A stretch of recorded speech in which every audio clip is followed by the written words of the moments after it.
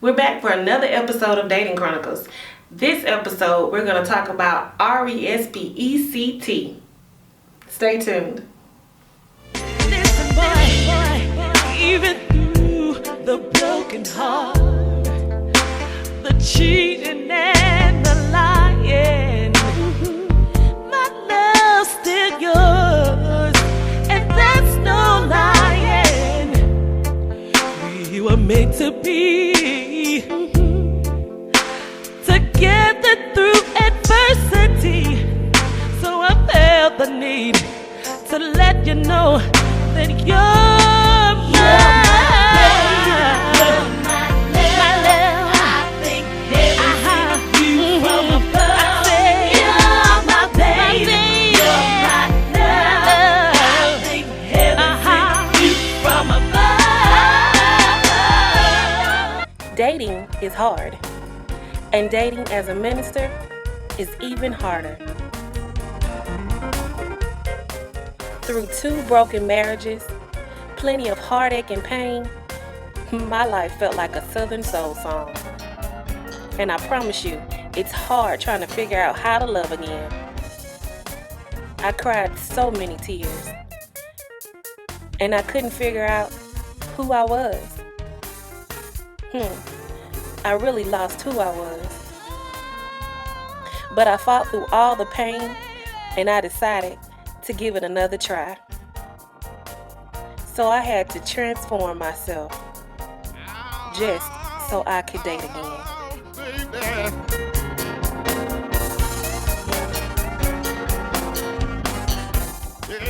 But you know what? I'm learning my purpose, and I'm learning to love myself again, and I'm seeking to love again. So here's my dating chronicles.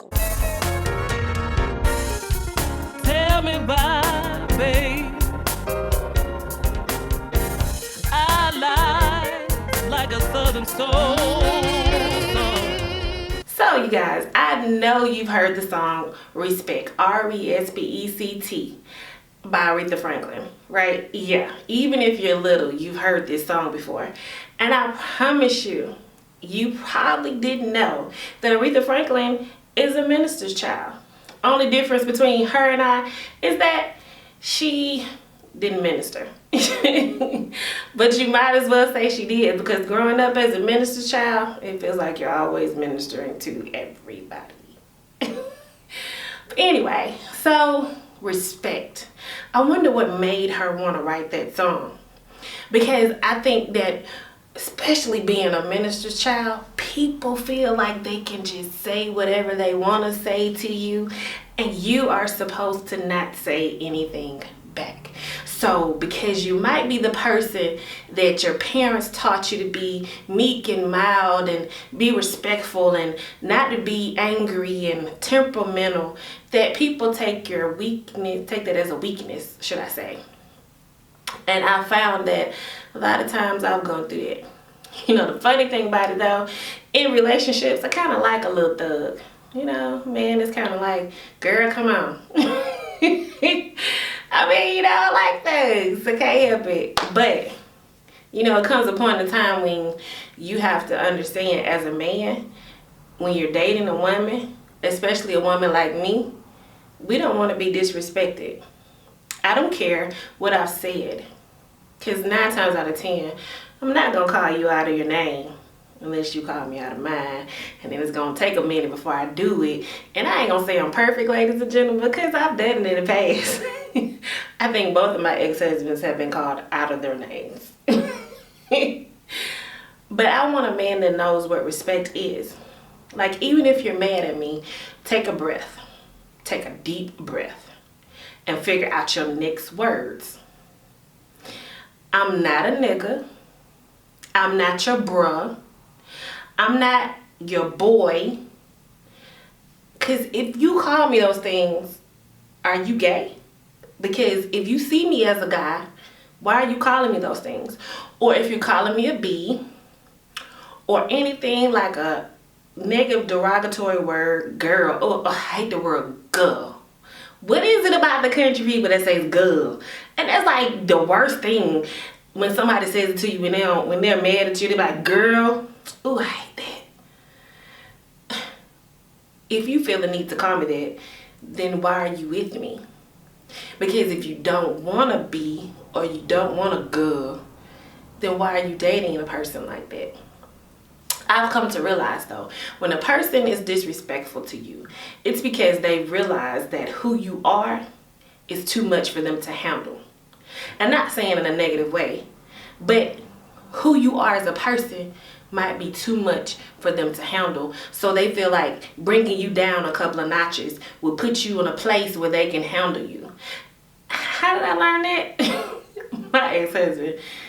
Even though he and I are not together, he's still my friend. And he's really cool about telling me stuff. Even when we were dating, when we were married, he would tell me things. I guess he was giving me the man handbook, and maybe he shouldn't have been doing that, but he was. I mean, he was just like a brother and husband and the best friend and all that stuff wrapped in one. He just wasn't ready for me. And that's what he told me one time. He was like, D, it's not you. It's not you. It's not, none of that is you. The point is, a man will act like that with you when he realizes he's not enough for you.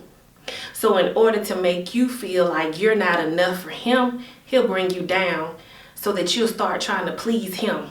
So you'll start trying to do extra things. And if anybody knows me, that's just naturally who I am. I'm a people pleaser. So for you to try to bring me down a couple of notches to make me feel like I'm nothing, or to make me feel like I did something wrong so I can do more for you, is selfish. It's really selfish. Instead of just saying, you know, I'm mad at you right now because you realize that you don't deserve what I'm giving you, and maybe you should move on. Or just saying, hey, I haven't been giving you what you deserve, and you're right. Maybe I should be a better person. But sometimes people don't know how to communicate. It's a sad thing to say. That's something that you are taught growing up. You see it in your parents, or you see in your friends or your family. And one thing I always saw in my parents was communication. They were constantly communicating. I never heard my parents argue, which is crazy. Maybe they used to hide and argue real soft, be like, oh, you get my nerves. Maybe they were doing stuff like that, because my bedroom was like right across from theirs. How I never heard them argue, I don't know. But I'm sure they were mad at each other quite a bit. I mean, because both of my parents were a strong-willed. My mother is gone, but she was a very strong-willed woman like I am. But she knew at the same time how to submit to my father, which is an amazing thing. And that's what I want to be able to do. But I don't want the man I submit to disrespect me, because there were times when I accepted that in my life. There was a time in my life for 7 years I was in a situation like that, where I accepted it. When I first started accepting the disrespect, then it went up a notch to a slap. Then it went from a slap to a punch. Then it went to a punch into a face hit or a chest hit, to the point where it was body shots, so people couldn't know I was being abused, not just mentally, but physically. No. Don't accept disrespect. And there are women who do men the same way. They disrespect you in order to keep you at a level where they can keep you in their life, because they know they're not enough for you. And I'm the type of person that you don't have to be me. I know I do a lot. I do too much sometimes. I will be running a business, teaching, and working another job, and then doing side hustles, and then playing for church. That has been me. I know I can be too much sometimes.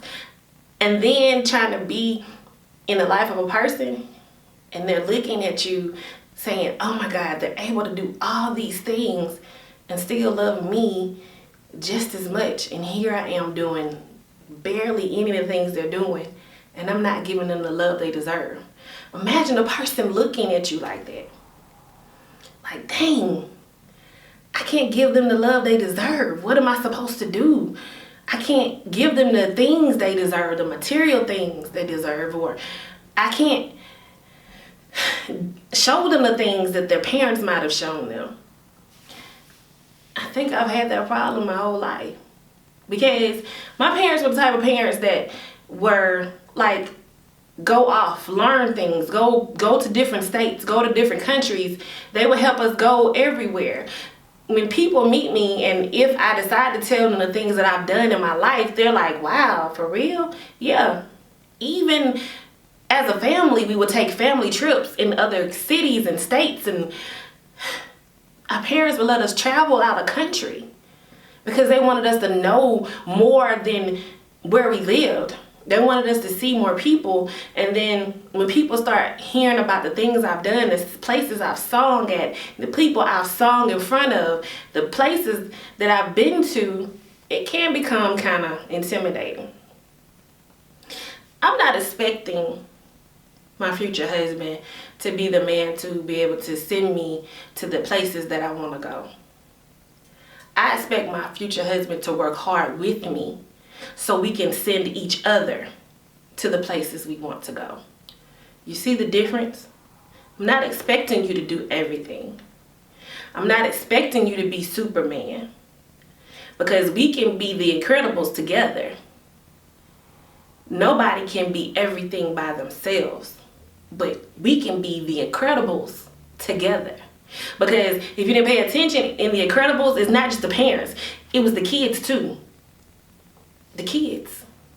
Because my kids are going to be working in building too. And if you're my future husband and you have kids, and I want them to work too, because I want our kids to be working towards their legacy too. We're not just building for them to just build and then they do whatever. No, I want them to build for their kids too. So I don't want you to be Superman, and I'm not going to be your Superwoman. But we can be the Incredibles together. But if you paid attention on the Incredibles, neither one of them disrespected each other. None of them mistreated each other. They were great together. And the husband was miserable without the wife, and the wife was miserable without him. So, ladies and gentlemen, if you feel like you're not enough for a person, or what they have gone through and what they've done is too much for you, or you can't give them all the things that you want to give them, it's okay. A lot of people aren't materialistic. And if you're dating someone like that, or if you're married to someone like that, I feel sorry for you. Because it's not about material things. Material things can go at any time. But it's about the love. Because if you have the love and you lose the materialistic things that you have, you can work hard together to get even more. Sometimes God has to downgrade you in order to super upgrade you. Sometimes God will sit there and let you lose that trailer, or he'll let you lose that 4-bedroom house, or he'll let you lose that Honda so he can upgrade you to a mansion, so he can upgrade you to a Hummer or a Cam or whatever it is you want, a Lexus or whatever, a convertible. Sometimes you got to downgrade in order to upgrade. God always wants to see people, to see his glory in you. So imagine if you're asking God for so much stuff and so many things, and for the perfect person, and stop there because nobody's perfect, but you're asking him for that woman or that man that you know you need, that you can build with, that you can have with. But then when you get them, you're scared because you're like, am I going to be enough for them? So you start disrespecting them. You start trying to bring them down to a level to where you are. Instead of realizing God gave you what you needed. He gave you a person that was up a couple of levels. Because a person that's usually up a couple of levels know how to bring people down, people that are below them, up to their level. But if you're trying to bring them down to your level, you will never get to where you need to be. Ever. And that goes in business. That goes in friendships, and that goes in family. If you have a person or people around you that are here and you want to be up there too or above them, don't try to bring them down. Allow them to bring you up to their level So that means you gotta change your mind, your method, your way of thinking. I don't care what you've been through as a child. I don't care what you've seen your mother do. I don't care what you've seen your father do. I don't care what somebody has done to you, raped you, molested you. I don't care if somebody tried to kill you, to choke you out, whatever it is. Do not pour that hatred. Do not pour that negativity on anyone, especially if you want to have something in life. God is not going to allow it to happen. And I'm not saying he's not going to forgive you. And I'm not going to say eventually he's not going to give you what you need. But do you actually want to go through drama to get back to where you should have been a long time ago? Because I've been there. I don't want to go around in circles to get to where I should have been from the beginning. I just want to go there. I want to go straight to it, God. So that means you got to know how to be respectful to people in all aspects of your life. So to round this up, know how to talk to your mate and the person you're dating. And if they're the type of person that you feel like you got to constantly disrespect them because they're actually acting that way, then leave them alone. But if you're talking to them like that just because you have so much hatred and animosity and hurt inside of you, or if you feel like they're too much for you, you got to bring them down to your level. You need to get it together or get out of their life. Don't try to hurt or break somebody just because. Because I'm telling you guys right now, any of you guys, and a lot of you are in my inbox, any of you guys that have been trying to call me, text me, all that stuff, you've been on Instagram, don't come at me if you even think about disrespecting me. I've done that. I'm good right now. I'm so good by myself. I got 2 beautiful children, and we're working to have what we want to have in life. Oh, this queen knows who she is. This queen knows what she's going to have. This queen knows who created her. So she is not going to allow a devil in her life to try to bring her down. So all of you that might be trying to holler and you want to talk to me any kind of way, stay away. I'm good. Plus my son like 6 something, but he like 3 something, and he don't like his mom being talked to bad. So I have to kind of keep him out of my relationships because you don't know how some of y'all be. My child don't play that, and he don't do people like that.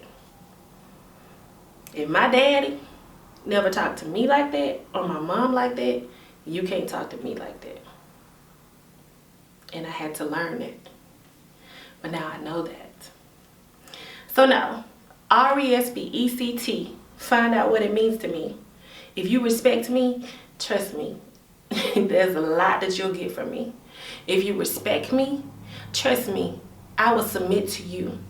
If you respect me and my kids, trust and believe they will respect you just as much as if you're their father. So if you're a man trying to be in my life, know what respect is. Even if your parents never taught you what it was, even if you've never seen it, even if you don't even know how to spell it, I just spelled it for you. I was on here like Webby, RESPECT, Aretha. Go look it up. But learn the word respect. It'll help you. It'll help you. I say helped you. That's the country coming out. It'll help you in your life, your relationships, in business, in jobs, whatever it is. Trust me. If you learn to be a respectful person, you'll go so far in life. All right, ladies and gentlemen, thank you for listening. I love you guys. Mwah.